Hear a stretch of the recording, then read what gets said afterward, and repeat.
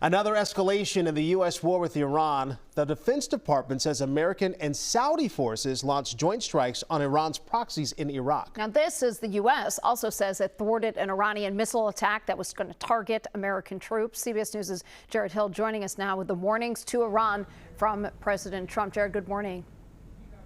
Good morning, guys. Yeah, this is a serious escalation in the region. The reignited fighting is threatening to upend any movement in stalled peace negotiations 6 months now into war that does not seem to have an end in sight. Days of calm in the Middle East shattered overnight. The Pentagon says U.S. and Saudi forces conducted joint strikes against Iran-backed terrorist sites in Iraq.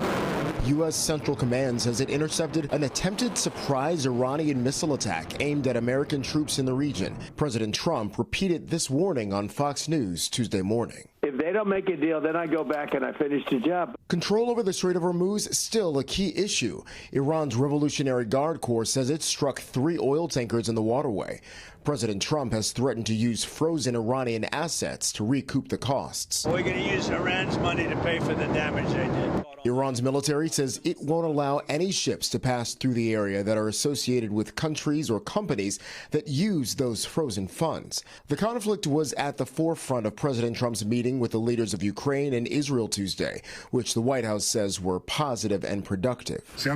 Israeli Prime Minister Benjamin Netanyahu described his roughly 90-minute sit-down with the president as one of the best conversations they've had, adding that there was a, quote, understanding of the mutual goal that Iran does not have nuclear weapons. The meeting came hours after President Trump expressed frustration with Netanyahu on Fox News, saying the Israeli prime minister was applying public pressure because he wants the U.S. to stay involved in the war.